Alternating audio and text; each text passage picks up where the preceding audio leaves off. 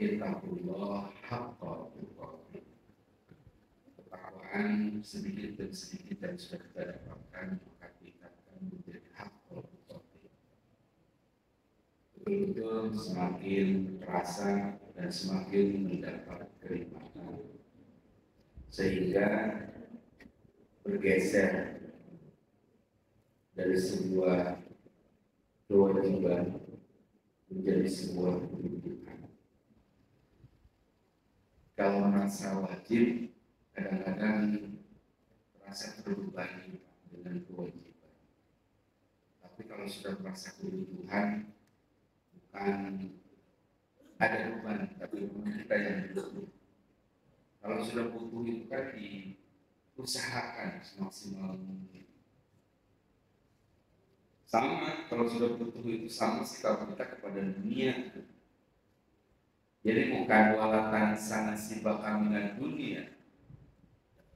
Jangan lupa bagian di akhirat, tapi justru jadi yang utama. Kadang-kadang kan ayat itu kita balik. Wabtaghi bima ataqallahu dunya walatan sana sibak kaminan akhir. Kadang-kadang kan nggak sadar ayat itu dibalik oleh kejarlah urusan duniamu. Kan asalnya itu wabtaghi bima ataqallahu darul akhir. Kejar, cari, namanya dicari itu di dalam juga dikorek terus. Kan dunia begitu kan sekarang. Di dalam, di mana yang terwadi, hal terhalang apapun, batu sekalipun hancurkan dulu baru dapat. Orang semaksimal mungkin membuka buah durian itu kenapa? Karena tahu di dalamnya itu ada sesuatu, walaupun di luarnya berduri. Kalau nggak berduri, bukan durian, rambutan. Namanya durian itu karena berduri. Jadi kalau nggak berduri namanya rambutan. Akhirnya kemudian kita suka kembali kayak gitu. Kejar urusan dunia, jangan lupa urusan akhirat. Maka wajar kalau kemudian buat akhirat itu kita waktu sisa, betul ya? Sisanya baru. Nah ini yang kemudian pola hidup kita ya. Karena merasa bahwa apa yang kemudian menjadi tanggung kita itu menjadi sebuah beban dan akhirnya tidak merasa menjadi kebutuhan. Dunia lah yang menjadi kebutuhan. Akhirnya dikejarlah dunia. Salawat serta salam mudah-mudahan Allah curahkan kepada Nabi dan Nabi Muhammad Sallallahu Alaihi Wasallam. Lalu kepada para sahabatnya, para tabi'in atau tabi'in dan juga mudah-mudahan sampai kepada kita semua. Ibadah Allah, para sepuh, para asatidz, tokoh masyarakat, bapak ibu jamaah sekalian, yang lagi viral hari ini tentang perjuangan saudara-saudara kita di Palestina. Kan ada nada-nada pesimis, ya, dan nada-nada pesimis tentang perjuangan orang-orang Palestina.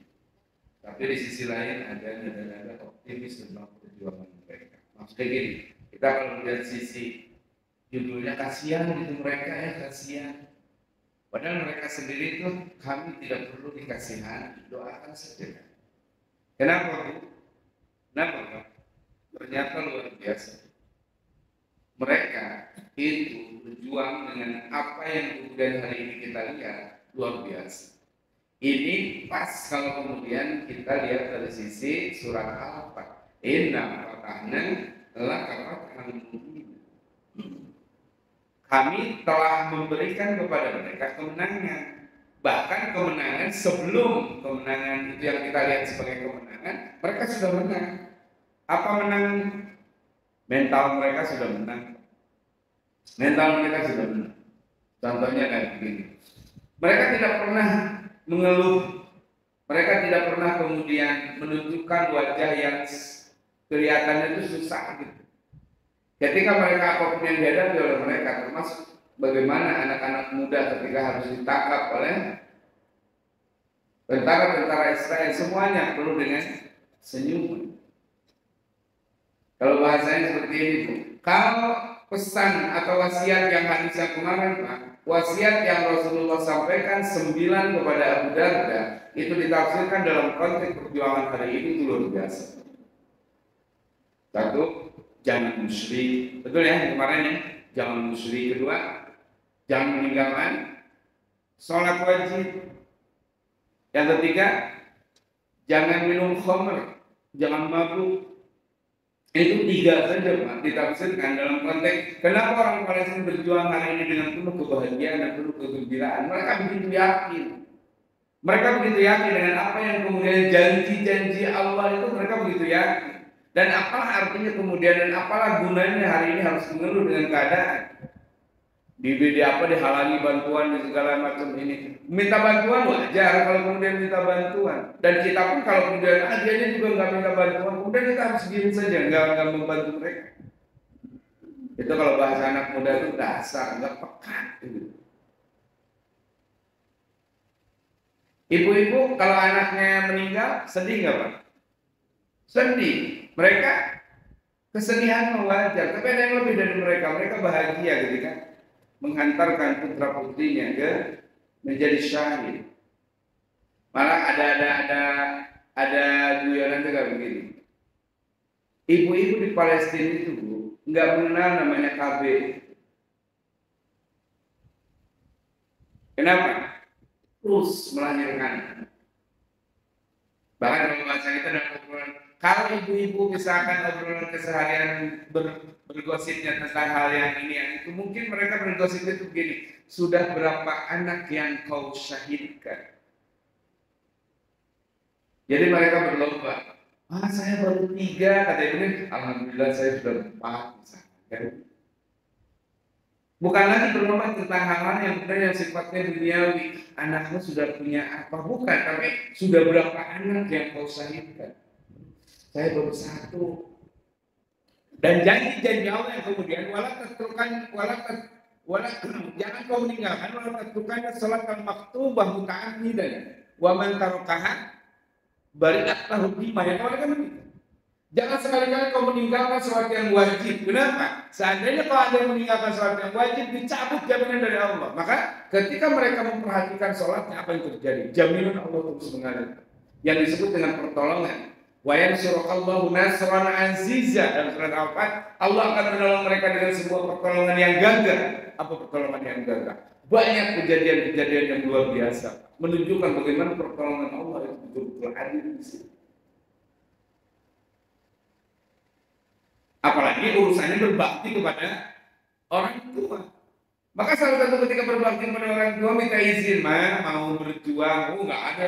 Udah kamu di sini aja, udah belajar yang benar. Nggak ada.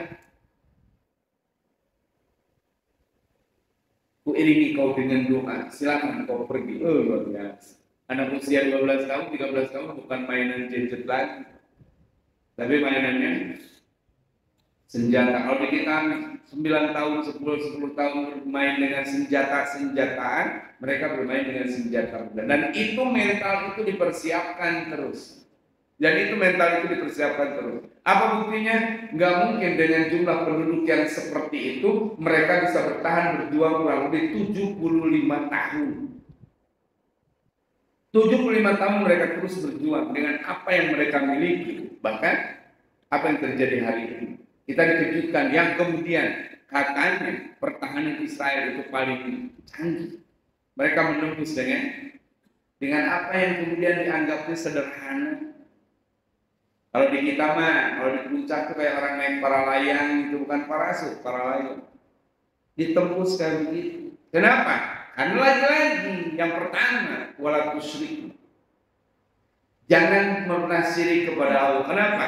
Harus yakin dengan apa yang kemudian selama ini hari ini kita terus perjuangkan. Wa makaru wa makarullah wallahu khairul makirin.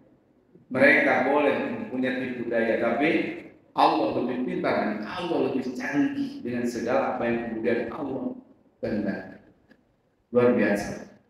Hari ini maka modal utama mereka, kenapa bisa seperti itu? Salah satunya akidahnya luar biasa, akidahnya betul-betul salimah, sholatnya betul-betul terjaga, jaminan dari Allah. Urusan rezeki silakan Pak, Mereka kekurangan iya, tapi banyak kejadian-kejadian yang luar biasa. Seakan-akan bukan mereka yang mencari rezeki, tapi rezeki itu yang kemudian datang. Ini yang menunjukkan dan membuktikan bahwasanya ketika kita menghadap sumber cahaya, maka bayangan kita akan terus mengikuti kita sampai kapanpun. Bukan berbalik ketika kita mengejar bayangan dan membelakangi sumber cahaya, maka kemudian sampai kapanpun bayangan itu tidak akan pernah terkejar.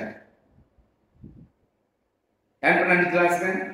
Bagaimana kemudian ketika kita menghadap sumber cahaya, menghadap Allah, maka kemudian bayangan itu akan ikut. Artinya dunia itu kemanapun akan ikut. Nggak usah takut dengan dunia.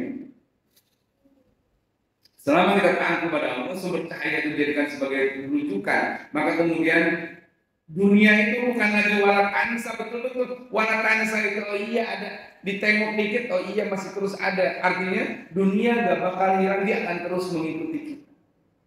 Tetapi ketika kita mengejar bayangan, membelakangi sumber cahaya, membelakangi Allah, kita kufur terhadap Allah dan kita tidak mau taat kepada Allah, apa yang terjadi? Sampai kapanpun sumber cahaya, sampai kapanpun bayangan itu gak bakal pernah bisa kita kejar. Mau dikejar apa? Kita maju, dia juga maju, terus dunia kan seperti itu. Main petak umpet, kita yang nyari, dia yang ngumpet.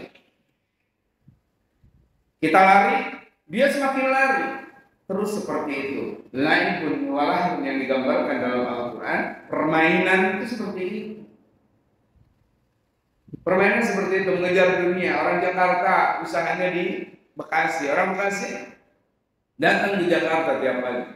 Begitulah. Orang Bogor datang ke Jakarta, orang Jakarta juga naik kereta ke Bogor.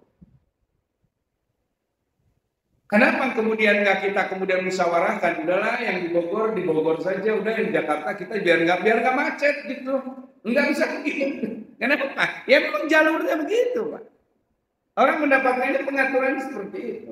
Lain pun permainan, kelalaian di situ ada, dan kemudian memang Allah menentukan rezekinya. Dan itu juga belum jaminan kemudian orang kerjanya di Bekasi, apa rezekinya di situ belum tentu.